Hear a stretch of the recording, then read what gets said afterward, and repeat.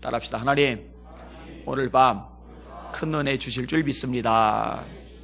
아멘. 옆 사람 축복해 주세요. 성령으로 충만하십시오. 아멘.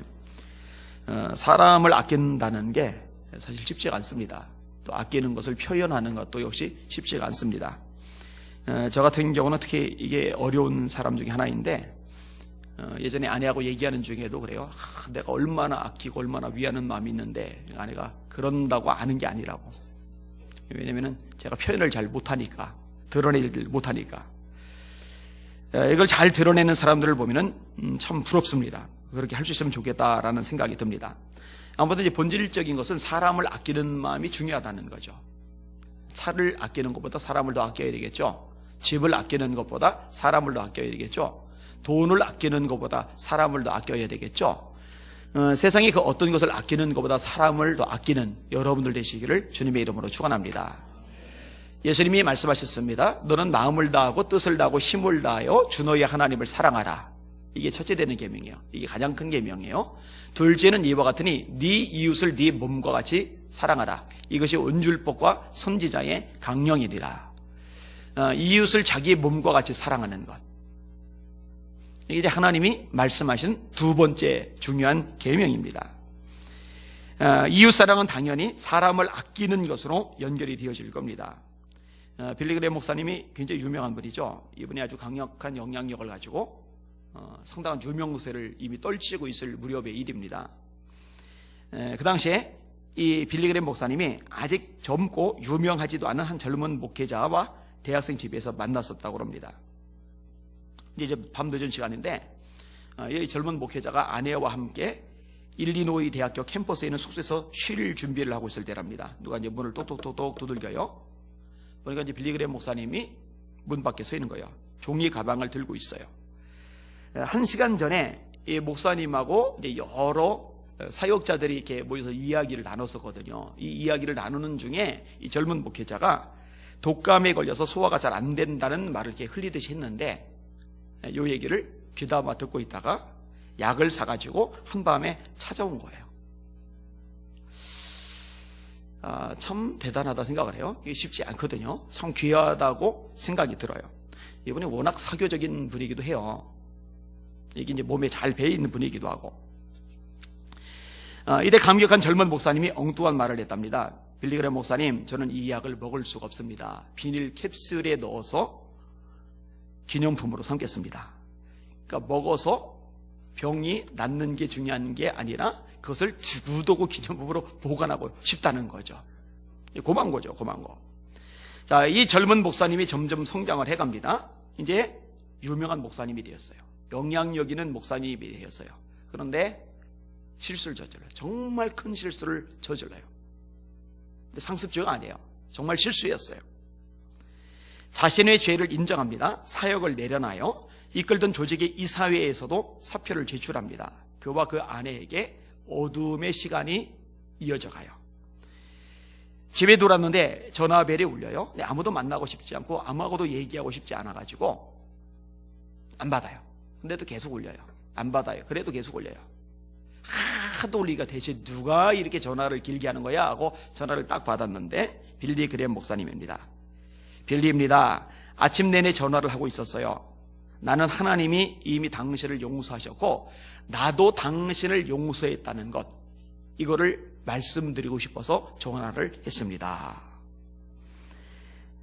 이 목사님이 이렇게 고백을 합니다. 내가 기억을 할 수 있는 한 이것은 아내를 제외하고 내가 처음으로 들어보는 용서의 말이었습니다. 나는 울었습니다. 이 사람은 나의 천 상황에 대해 어찌 이리 빠른 소식을 들었으며 왜 시간을 들여 나에게 전화를 하고 이런 희망의 말을 전달할 것일까, 이런 생각을 했습니다. 이 목사님이 결국 회복이 되어요. 그리고 정말 좋은 영향력을 미칩니다. 목회자로서, 저술가로서. 이름 되면 아실 겁니다. 고든 맥도날드라고 하는, 워낙 대단한 분이죠. 근데 빌리 그레이엄 목사님 같은 분의 손길이 없었다면은, 그 아끼는, 소중히 여기는 마음이 없었다면은 아마 무너져 버렸을지도 몰라요. 그냥 주저앉아 버렸을지도 몰라요. 아끼는 한 사람 때문에 위대한 사역을 시작할 수 있게 된 거죠. 여러분들은 어떠세요? 여러분들이 혹시 이렇게 생각할지 모르겠어요. 나는 나를 아껴주는 사람이 없어. 나는 외톨이야. 나는 늘 혼자였는걸. 사실 뭐 그런 식의 생각을 제가 젊을 때 많이 했거든요. 뭐 성격이 원만한 것도 아니고 사교성이 있는 것도 아니고 늘 이렇게 외톨이식으로 많이 있었기 때문에. 그런데 정말 감사한 게 뭐냐면요, 인간적인 관계에서는 혹시 이런 고립된 상황에 놓여 있을지 몰라도 적어도 예수님은 여기는 여러분들을 아끼신다는 겁니다. 소중히 여기신다는 겁니다.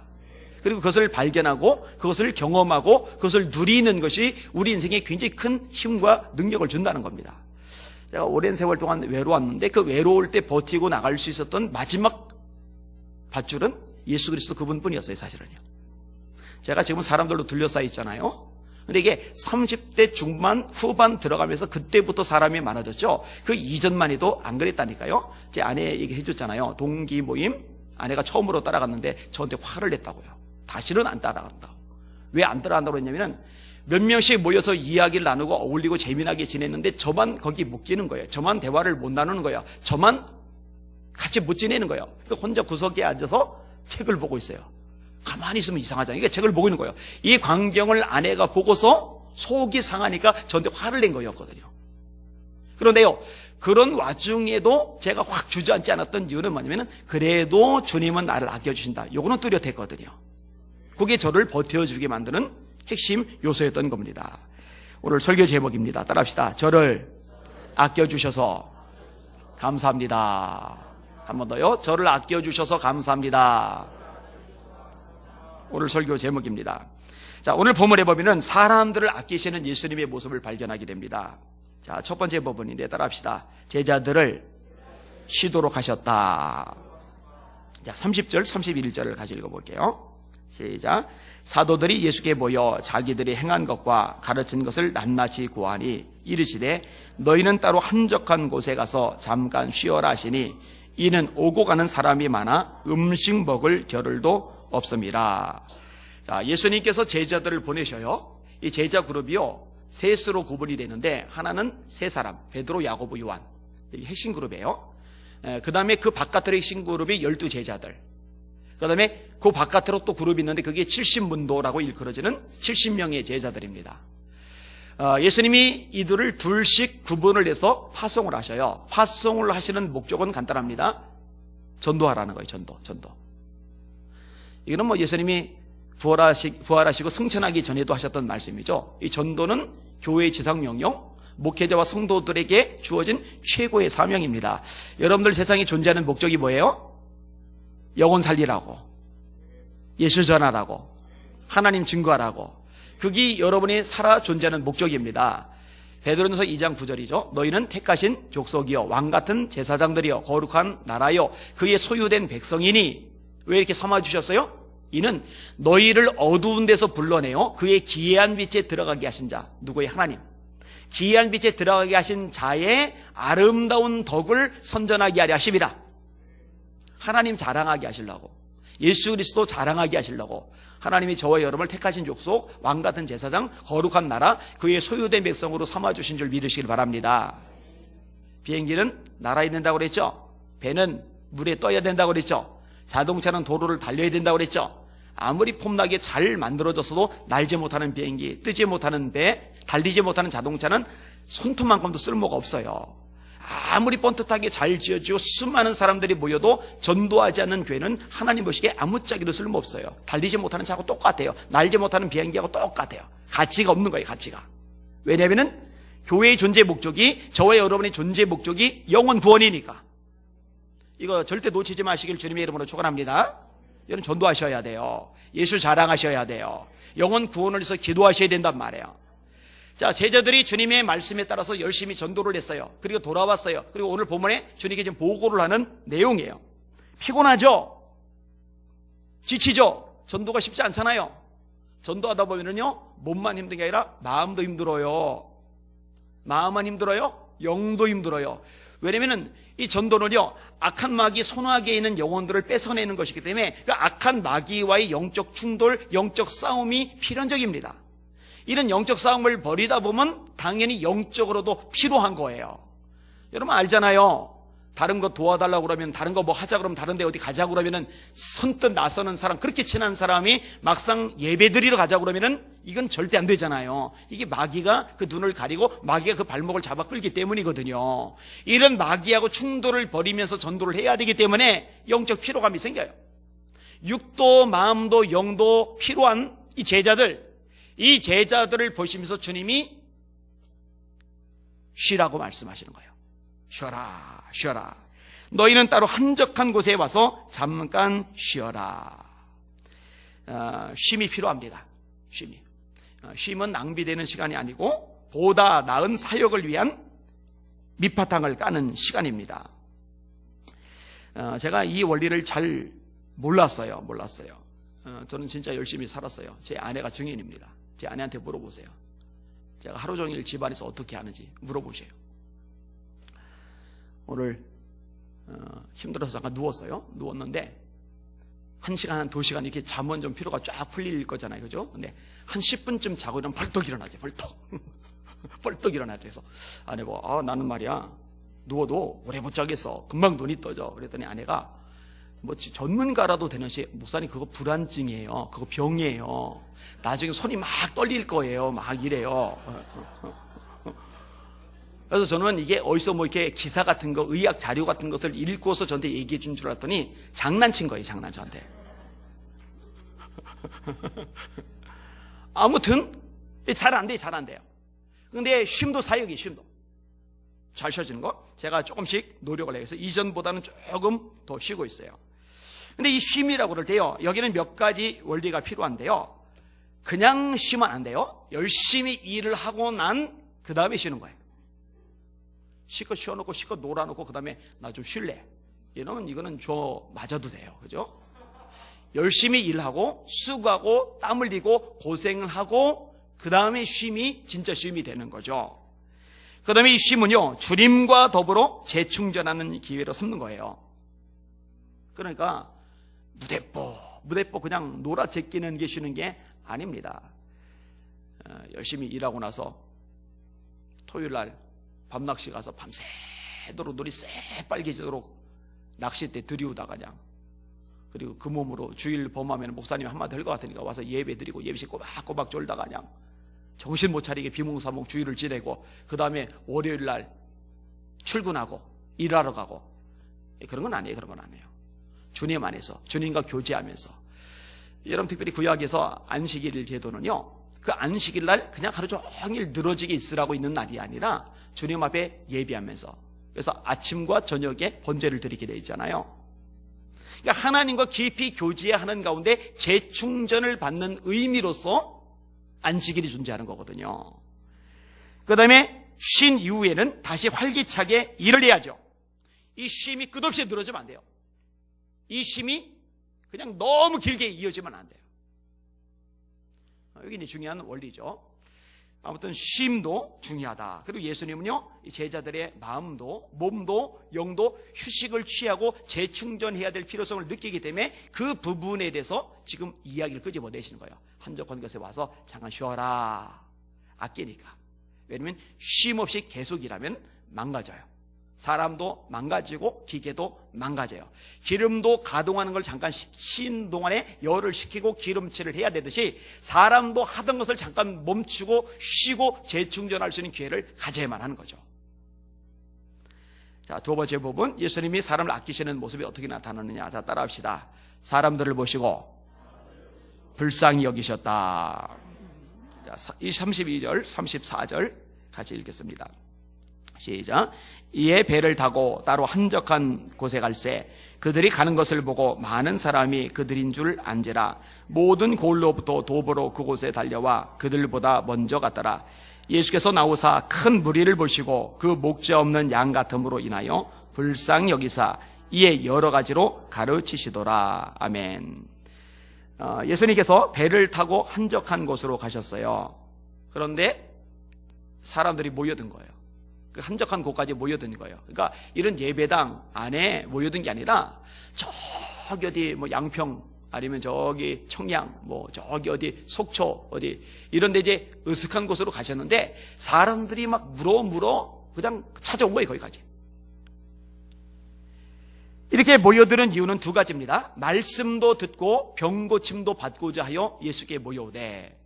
따라합시다. 말씀도 듣고 병고침도 낫고자 하여 예수께 모여오되. 모여든 이유가 이 두 가지예요. 하나는 말씀을 들으려고. 예수님의 말씀에 권세가 있었거든요. 예수님의 말씀에 능력이 있었거든요. 예수님의 말씀에 인생의 문제를 해결하는 키가 있었거든요.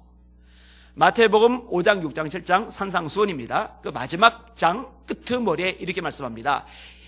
무리가 그 가르치심에 논란이, 이는 그 가르치시는 것이 권위 있는 자와 같고 저희 서기관들과 바리새인 같지 아니함일러라. 그 당시에 말씀을 가르치는 사람들 중에 서기관들이 있었어요. 바리새인들이 있었어요. 자, 서기관들도 말씀을 가르쳐요. 바리새인들도 말씀을 가르쳐요. 그리고 예수님도 말씀을 가르친 거예요. 그런데 예수님의 가르침은요, 예수님의 말씀은요, 다른 서기관이나 바리새인들의 가르침하고 차원이 달라요. 권위가 있는 거죠, 권위가. 저는 그 말씀이 굉장히 이게 부러워요. 그 말씀이. 왜냐면은 저도 이렇게 말씀을 전하는 입장인데 제가 가르치는 말씀에 영적 권위가 있기를 원하거든요. 이 권위가 있을 때 사람 속에 파고들거든요. 영적인 면에서 변화를 일으키거든요. 흑암의 영들을 쫓아내거든요. 사람들 속에 놀라운 꿈과 비전을 소유하게 만들거든요. 자, 그 말씀을 들으려고 예수님께 모여든 거죠. 또 하나는 병고침이죠. 병고침. 치유의 능력 때문에. 이 병고침은요, 지금도 사람을 끌어모으는 데는 최고입니다. 아산병원 가보세요. 제가 1년에 한 번 뇌수술 이후에 이게 얼마나 제대로 진행이 되고 있는지 확인을 해요. 뇌 MRI를 찍어요.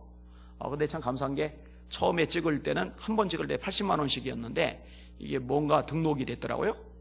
산정특례인가 뭔가 등록이 돼가지고 지금은 몇만 원밖에 안 해요. 몇만 원. 그래서 참 다행이다 싶어요. 한 번 찍을 때 80만 원씩 하면 너무 아깝잖아요. 그 돈이면 좋은 데 쓸 수 있는데. 근데 아무튼 가잖아요. 그 어마어마한 주차장에 차들이 바글바글 해가지고요, 빈자리 찾으려면 애를 먹어요. 그렇게 많이 모여들어요. 근데 아산병원 비싸기로 유명해요. 수술비도 비싸고요, 병실비도 비싸고요, 진료비도 비싸요. 그런데 사람들이 미어 터져요. 하루에 10,000명 이상이 왔다 갔다 한다니까. 뭐 말 다 있죠. 왜요? 병 고쳐주니까. 사실 우리 교회도 이런 능력이 나타나야 돼요. 이거 기도하시길 바랍니다. 사도행전 4장에 보면은 초대교회 성도들은 합심해서 이 부부를 놓고 기도를 합니다. 주여, 이제도 저희의 위협함을 하감하옵시고 종들로 담대히 복음을 전하게 하옵시며 손을 내밀어 병을 낫게 하옵시고 표적과 기사가 거룩한 종 예수의 이름으로 이루어지게 하옵소서. 다행인데 외부에서 집회할 때요, 하나님이 역사를 주세요. 이번에 비전교회에서 집회를 인도했는데 저는 몰랐는데 목사님이 알려주시더라고요. 권사님 한 분이 관절염 때문에 계속 고생을 했었는데요, 첫날 집회 때 그 관절염이 깨끗하게 고쳐졌어요. 그리고 그 뒤에 이제 어떤 일들이 일어나는지 제가 온 바람에 못 들었는데, 근데 가는 데마다 이런 일들이 계속 생겨요.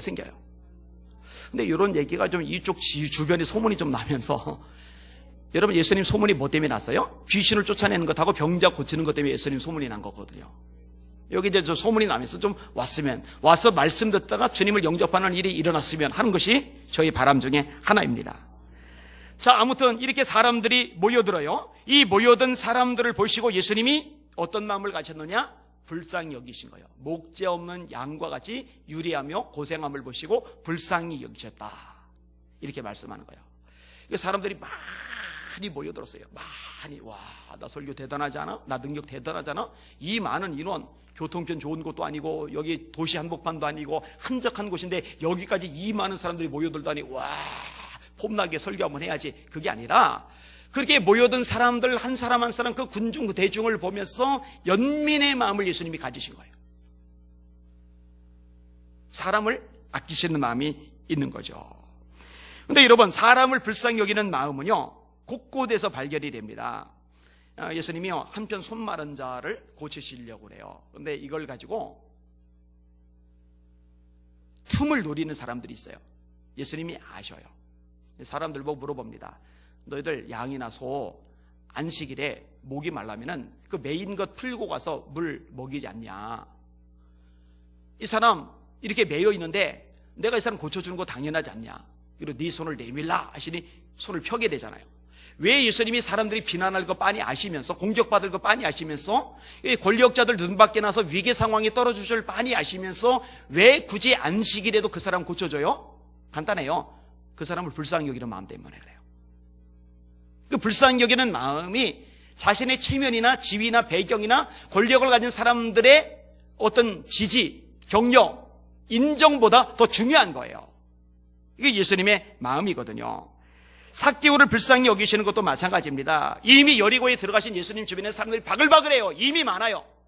이미 많은데 굳이 길 가에 있는 뽕나무 위에 사람들에게 왕따당하고 욕먹고 인간 대접 못 받고 손가락질 당하는 그 한 사람, 굳이 그 밑에까지 찾아가고 굳이 그 집에까지 가서 잠을 잘 이유 없을 거 아니에요. 이미 인기 많은데, 이미 사람 많은데. 근데 예수님은요, 그러질 않는 거예요. 마음으로 간절히 예수님을 찾는 그 삭개오를 그냥 지나쳐 갈 수가 없어요. 삭개오를 아끼시니까, 삭개오를 소중히 여기시니까. 수가성의 여인을 대할 때도 마찬가지고, 십자가에 매달리신 다음 극심한 고통 가운데 신음하시는 와중에 우편 강도가 말을 걸 때도 그 말 받아주시고 네가 오늘 밤 나와 함께 낙원에 있으리라 말씀하시는 것도 마찬가지 맥락인 거죠. 예수님은 사람을 아끼시는 거예요. 불쌍히 여기시는 거예요. 여러분, 이런 예수님, 저와 여러분도 불쌍히 여기시는 줄 믿으시길 바랍니다. 이 불쌍히 여긴다는 말, 이거는 굉장히 좋은 말이에요. 동정이라는 말이죠. 근데 이게 우리나라 문화권 속에서는요, 굉장히 부정적으로 써요. 나 동정하지 마, 나 불쌍하게 보지 마, 기분 나빠 그러는데 그거 참 바람직하지 않은 현상입니다. 사실은 서로가 서로를 불쌍히 여겨야 돼요. 성경은 노골적으로 서로 불쌍히 여기며 라고 말씀하고 있거든요. 자, 옆 사람 보고 말씀하세요. 제가 당신을 불쌍히 여기겠습니다.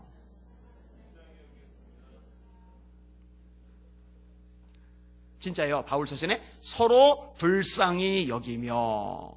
남편이 아내를, 아내가 남편을 불쌍히 여기면은 그거 되는 거예요. 부모가 자녀를 불쌍히 여기는 마음이 있으면은 끝없이 용서가 가능한 것이고, 자녀가 늙은 부모를 불쌍히 여기는 마음이 있으면은 효도합니다. 효도해요. 그런데 연민이 없는 거죠. 부모에 대해 불쌍히 여기는 마음이 없는 거죠. 그러니까 이제 무심해져 버리는 거죠. 성도들 가운데도요, 서로 불쌍히 여기는 마음이 있으면은요, 말 한마디도요, 곱게 하게 됩니다. 근데 불쌍히 여기는 마음이 아니라 못마땅한 마음이 있으니까 문제가 되는 거죠.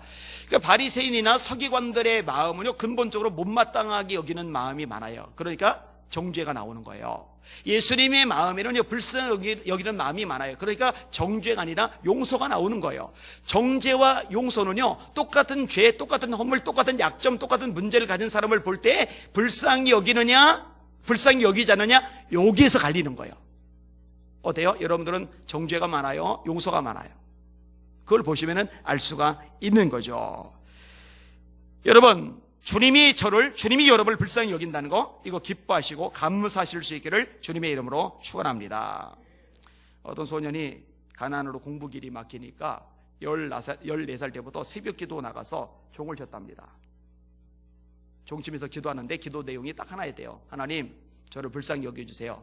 딸랑딸랑딸랑. 하나님, 저를 불쌍히 여겨주세요. 땡강땡강땡강. 하나님, 저를 불쌍히 여겨주세요. 비가 올 때는 우산이 없어가지고 어머니 치마를 덮고 가서 종을 치며 기도했답니다. 이분이 나중에 탁월한 목회를 하는 목사님이 되셨죠. 이 불쌍히 여겨달라는 기도, 제가 많이 드리는 기도 중에 하나이기도 합니다. 하나님, 저를 불쌍히 여겨주세요. 하나님, 저를 불쌍히 여겨주세요. 여기는 여러분들 이 기도 여러분도 하실 수 있기를 바라고, 또 주님이 여러분을 불쌍히 여긴다는 것, 그것도 기억하실 수 있기를 주님의 이름으로 축원합니다. 근데 오늘 본문에 보니까요, 재미나는 연결 구조가 나오는데, 불쌍히 여기신 예수님이 하신 일이 있어요. 뒤에 뭐로 돼 있어요? 불쌍히 여기셔서, 불쌍히 여기사 가르치셨다. 자, 불쌍한 영혼들 도와주고 싶어요. 잘해주고 싶어요. 정말 복받는 인생이 되게 만들고 싶어요. 그럼 그렇게 되게 만들 수 있는 비결이 뭐냐? 바로 그 영혼, 그 불쌍한 영혼들이 하나님의 말씀 위에 서는 것밖에는 없거든요. 제가 종종 얘기하는 스가랴 4장 이야기, 거기 보면 스룹바벨이 꿈을 가졌다고 그랬잖아요. 성전을 짓는 꿈. 근데 돈이 없고 자재가 없고 기술자가 없고 인부가 없고 꿈은 대단한데 현실은 밑바닥이고 너무 힘들어해요. 큰 산, 넘어갈 수도 없고 돌아갈 수도 없고 뚫고 갈 수 없는 큰 산, 절망적인 상황에 빠져있는 스룹바벨. 이 스룹바벨에게 하나님이 돈다발을 보내주시든지 건축 자재를 보내주시든지 기술자를 보내주시든지 인부를 보내주셔야 이 문제가 해결이 될 텐데, 하나님은 딸랑 스가랴 선지자를 보내주시고 딸랑 스가랴 선지자의 입을 통해 하나님의 말씀을 보내주세요. 근데 제가 이전에 설교할 때 분명히 말씀드렸어요. 근데 딸랑 말씀이 아니라 하나님은 스룹바벨에게 최고의 선물을 주신 겁니다. 깨달으시길 주의 이름으로 축원합니다. 왜냐면은 말씀이 복의 근원이거든요. 그리고 하나님의 말씀이 스룹바벨에게 들어가니까 스룹바벨이 넘어갈 수 없고 돌아갈 수 없고 뚫고 갈 수 없던 문제가 해결이 돼요. 그래서요, 진짜 인생 큰 고민, 난관, 문제 가운데 놓였을 때 그 사람, 내가 이렇게 마음이 상하고 내가 지치고 내가 속이 뒤집어지고 미칠 것 같은데 내가 이때 말씀이 들리겠느냐고, 요거 바보라고 제가 노골적으로 그때도 설교할 때 얘기했어요. 이거 멍청이라고. 왜냐면 바로 그때야말로 하나님의 말씀을 들어야 될 때거든요. 그래야 살 길이 열리고, 그래야 하나님이 해결하시고, 그래야 하나님이 역사하시거든요. 깨달으시길 바랍니다. 깨달으셔야 돼요. 오늘 본문도 마찬가지예요. 불쌍히 여기세요.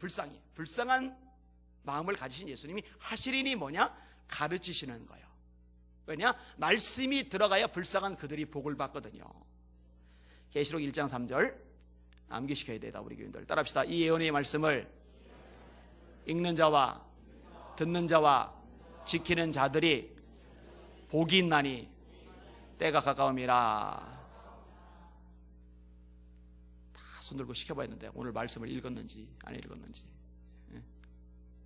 지금 다행히 듣고 있으니까 감사하고, 날마다 말씀을 읽어야 되는데 말씀은 안 읽었는데 밥은 배 터지게 드신 분들 여기 있을 거란 말이에요. 그죠? 그 말씀을 안 읽은 것만큼 다 토해내게 해야 돼요. 그걸. 그죠?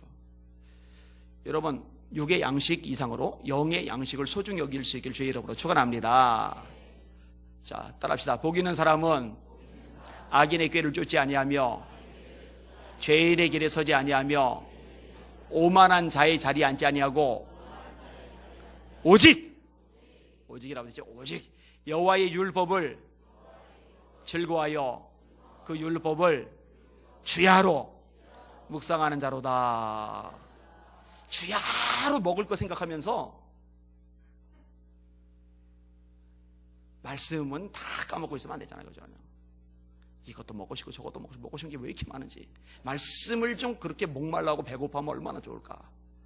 팔복 중에 의에 줄이고 목이 마른 자는 복이 나니 그들이 배부름을 얻을 것이며, 육신의 배고픔보다 영의 배고픔, 육신의 목마름보다 영의 목마름에 더 민감하고 더 채워줄 줄 아는 복 있는 여러분들 되시길 주님의 이름으로 축원합니다. 말씀이 들어가야 돼요. 말씀이. 자, 하나만 더 생각을 해보겠습니다. 따라합시다. 구체적인 필요를 채워주셨다. 자, 이 모여든 무리들의 먹을 것을 걱정하는 제자들의 모습이 35절, 36절에 나옵니다. 같이 읽을게요. 시작. 때가 저물어가매 제자들이 예수께 나와 여짜오되 이곳은 빈들이요 날도 저물어가니 무리를 보내어 두로 촌과 마을로 가서 무엇을 사 먹게 하옵소서. 왜 돌아가서 사 먹게 하라고 예수님께 요청을 하냐면은 자기들이 줄 방법이 없거든요. 근데 사 먹게 하소서 요 말도 되게 모순이 많은 게요, 여기 모여있는 무리들은요 이 당시에 뭔가 밥을 사 먹을 만큼 형편이 있는 사람들이 아니에요. 이 당시 문화권은 굉장히 가난해요. 왜냐면은 밀란이 많았거든요. 로마의 세금 내야 됐거든요. 성전세까지 내야 됐거든요. 게다가 세리라는 존재들이 개입해서 정도 이상의 세금을 걷어내서 산에 가면 사자가 있고 거리 가면 세리가 있다라는 속담이 만들어질 정도였거든요. 그러니까 굉장히 절박해요. 예수님이 오병이어의 사건을 일으킨 다음에 무리들이 로마 황제로부터 반란당했다는 죄목으로 전부 다 싹쓸이 전멸당할 가능성이 있음에도 불구하고 예수님을 왕 삼으려고 했던 이유가 뭐냐? 예수님이 왕 되면은 우리 먹는 문제 해결해 줄 수 있다. 그렇게 판단이 들었거든요. 그리고 먹는 것만 해결해 줄 수 있다면 로마에 의해서 싹쓸이 당해도 좋다. 그 전까지만 배부르면 되니까. 그만큼 먹을 것에 대해서 절박하던 시대가 요 당시입니다. 주머니 돈이 없어요. 그냥 흩어보내봐야 가서 3억을 돈을 가진 사람들이 없고, 설사 돈이 있다 하더라도 여자들 아이들 떼고 장정 5천 명인데 5천 명 요 근방에 갑자기 풀어놔 보세요. 이 근방에서 식당들이 소화를 할 수 있는가? 여긴 식당들 지금 꽤 많아요. 그래도 5천 명 소화 못합니다. 이 광야 근처에서 어떻게 먹을 걸 소화시켜요? 그러니까 되게 무책임한 말이에요, 사실은요. 조그만 그 상황을 상상 동료원에서 살펴보면요. 자, 예수님이 말씀하시는 대목 37절 38절 같이 읽겠습니다. 시작. 대답하여 이르시되 너희가 먹을 것을 주라 하시니 여짜오되 우리가 가서 200데나리온의 떡을 사다 먹이리까. 이르시되 너희에게 떡 몇 개나 있는지 가서 보라 하시니 알아보고 이르되 떡 5개와 물고기 2마리가 있더이다 하거늘. 너희가 먹을 것을 주라. 이게 말이 안 되는 얘기인데 예수님은 해결책을 가지고 계신 거예요. 자, 그런 와중에 떡 5개와 물고기 2마리가 발견이 되었어요. 자, 요걸 가지고 예수님이 역사하시죠. 39에서 마지막 절까지 같이 읽을게요. 시작. 제자들에게 명하사 그 모든 사람으로 때를 지어 푸른 잔디 위에 앉게 하시니 때로 100명씩 또는 50명씩 앉은지라. 예수께서 떡 5개와 물고기 2마리를 가지사 하늘을 우러러 축사하시고 떡을 떼어 제자들에게 주어 사람들에게 나누어 주게 하시고 또 물고기 2마리도 모든 사람에게 나누심에 다 배불리 먹고 남은 떡 조각과 물고기를 12바구니에 차게 거두었으며 떡을 먹은 남자는 5,000명이었더라. 아멘. 떡 5개. 떡 5개. 떡 크기가 한 이 강대상만 할까? 아니죠? 이 강대상만한 떡이면은 애가 그 5개를 어떻게 들고 옵니까? 그죠? 애가 들고 올 수 있을 만큼 작은 덩어리들이에요. 그 다음에 물고기가 원어상으로 어떤 의미인지 제가 예전에 설명을 한 적이 있어요. 물고기가요, 상품 가치가 있는 큰 물고기가 있어요. 이거는 이제 어부들이 가져가요. 반면에 상품 가치 없는 작은 물고기들은 버려요. 그건 어차피 판매가 안 되니까. 그럼 가난한 집 여인들이 기웃거리다가 그거 주워요. 그리고 소금으로 절여요.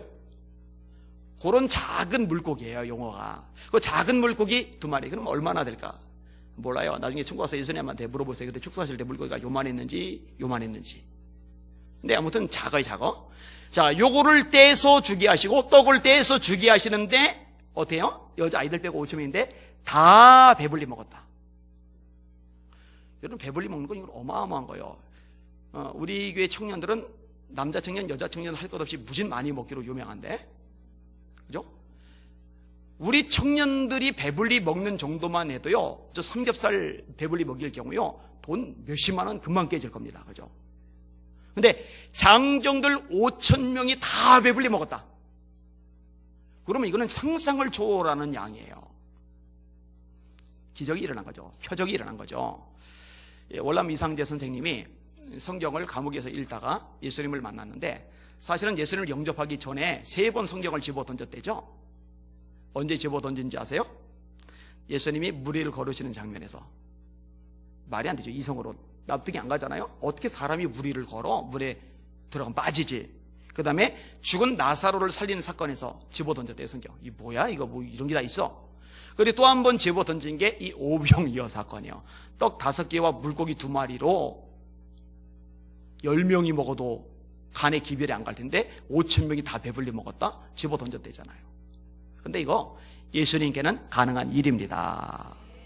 그러니까 그 무리들의 배고픔, 그 무리들의 그 굶주림을 우리 주님이 그냥 모른 척 지나가지 않고 영의 양식을 먹었으니 이제 배골 마라. 영의 양식이 배부르니 이제 좀 힘들어도 상관없지가 아니라 구체적으로 필요를 채워주시는 거예요. 몸에 쉼이 필요하니까 쉬라고 하시듯이, 처지가 안쓰러우니까 불쌍히 여기시듯이 이 구체적인 필요도 주님이 채워주시는 거예요. 아끼시는 거죠. 소중히 여겨주시는 거죠. 여러분, 마찬가지로 저희의 필요, 여기는 여러분들의 필요에도 주님이 관심을 가지고 계셔요. 저희의 목마름, 여러분의 목마름에 대해서도 주님은 귀를 기울이고 계셔요. 주만 바라볼지라라는 찬양에서 제가 제일 좋아하는 대목, 그 부분이 어디냐면은 나의 작은 신음에도 응답하시니, 그 부분이에요. 나의 작은 신음에도 응답하시니.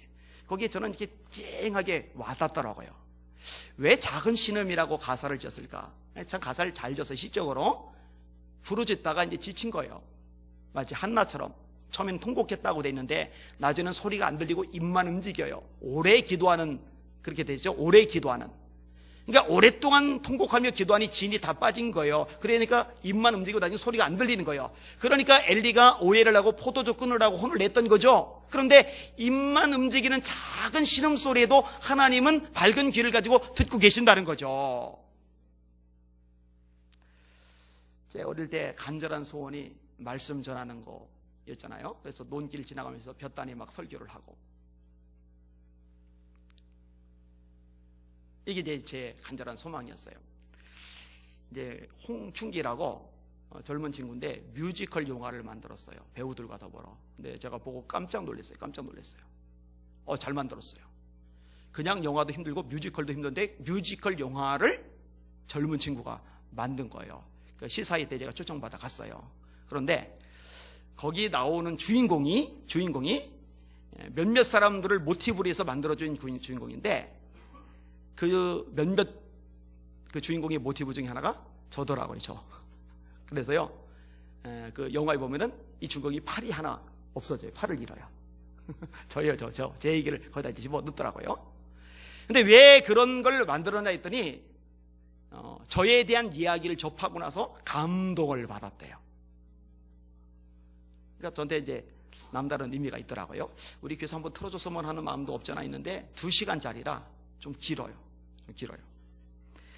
오늘 극동방송 가서 이제 설교를 했어요. 직원 예배에서 설교를 했는데 정말 감사했어요. 사장님이 이분이 은혜를 무지 받으신 거예요. 저보고 팬이 됐대요. 팬이 됐대요. 극동방송에 와서 설교했던 목사님들, 여지까지 왔던 설교자들 중에 최고래요. 최고. 저는 그런 얘기 들으면 되게 좋아하잖아요. 그죠? 누가 칭찬해주면 막 입이 막 귀에 걸리잖아요. 막 좋아서 어쩔 줄 모르잖아요. 그런데 여러분, 다른 칭찬보다요, 특별히 설교 관련해서는 제가 굉장히 행복해하고 기뻐하는 이유가 뭐냐면은 제 어릴 때부터 평생 하나님 앞에 애걸하며 울부짖으며 부르짖으며 기도하던 것이 하나님 저 말씀 전하는 사람 되게 해주세요. 그 기도 제목이었거든요. 그러니까 그 간절한 외침, 그 절박한 외침을 하나님이 응답해 주신 거예요. 정말 오랜 세월 기도했는데 그 기도가 다 응답이 된 거예요. 그러니 저로서는 행복하고 감사한 거예요. 여기는 여러분 나름대로 그런 간절한 마음을 가진 어떤 분야가 있을 텐데 포기하지 말고 기도합시다. 우리가 선을 행하되 낙심하지 말지니 포기하지 아니하면 때가 이름에 거두리라. 하나님 말씀하셨고 하나님 신실하셔서 거짓말하지 못하시니 이 말씀대로 되게 하실 겁니다. 낙심하지 맙시다. 포기하지 맙시다. 때가 이름에 거두는데 2가지 조건이 낙심하지 말지니 포기하지 말지니, 요게 이제 2가지 조건이에요. 그리고 거두게 하시는 하나님의 능력을 간증하는 여러분들 되시기를 주님의 이름으로 축원합니다. 말씀을 정리할게요. 오늘 보면 3가지 제가 말씀을 드렸어요. 제자들을 쉬게 하세요. 예수님은 악덕 스승이 아니에요. 악덕 기업주가 아니에요. 그냥 파김치되도록 그냥 다 마르고 닳도록 아니요. 쉬게 하시는 거예요. 재충전하게 하시는 거예요. 왜냐면 사람을 아끼니까. 우리 예수님 사람들 보고 불쌍히 여기시는 거예요. 허물 많고 미련하고 목 잡는 양같이 유리하는 사람들, 이게 참 별로 좋지 않은 개념이거든요. 목자가 없는 상태의 양은요 오만 짓 다 저지르거든요. 필립 케일러가 쓴 양과 목자라는 책 보면 나와요. 양이 원체 바보 같아요. 원체 둔해요. 그런데 왜 그 모양이야, 이게 아니라 불쌍한 거예요. 도닥. 왜냐면 사람을 아끼니까. 3번째로 구체적인 필요를 채워주시는 거예요. 영적으로 말씀 먹고 배불렀으니 배 좀 굶어도 되지 뭐, 힘 좀 들어도 되지, 그게 아니라 그렇게 되지 않도록 채워주기를 원하시는 예수님의 마음이시거든요. 그렇게 아껴주시는 예수님, 저의 예수님, 여러분이 예수님인 줄 믿으시기를 바랍니다. 따라합시다. 저를 아껴주셔서 감사합니다.